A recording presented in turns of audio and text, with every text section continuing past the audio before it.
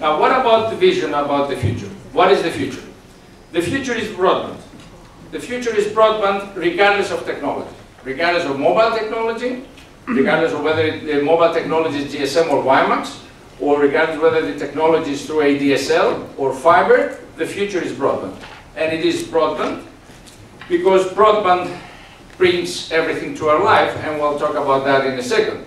We believe, and according to our vision, every household in Romania should have, in a few years' time, access to a broadband connection, access to broadband infrastructure.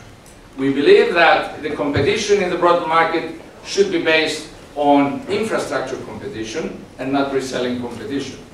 We believe that the Romanian markets need broadband in order to become more competitive, and the citizens, actually through the broadband technologies, which will be getting through e-government or e-entertainment type of applications, they will change their lifestyle totally.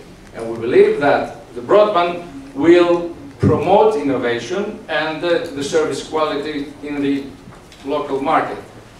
I believe that the competition that we described through infrastructure will also produce much more lower prices, and we already see that the prices in the broadband sector are going lower and lower. However, this vision requires a mix of funding, demand stimulation, and regulation which will be unique to Romania. And why broadband? Because broadband accelerates economic growth. It improves employment levels. Only in the United States, a 1% increase in broadband, which means about 3 million users, has increased the number of jobs by 300,000. It increases competitiveness of companies, especially in the SME sector.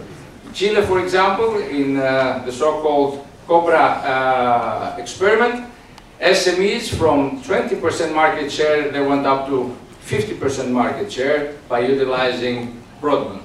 And then we can count the facilities for the citizens who will be finishing their jobs through e-government type of application much quicker. Broadband changes the lifestyle, which already we mentioned. It facilitates innovation, but it changes social ties and relationships and even business models, as we hear more and more lately.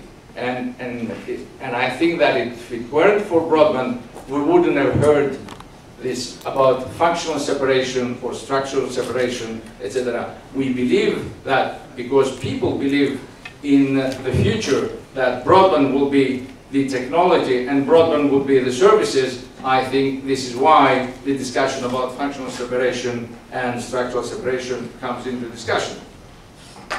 Romtelecom is strategically committed to broadband and to the development of the telecoms infrastructure in Romania. We deploy rapidly our infrastructure in ADSL technology.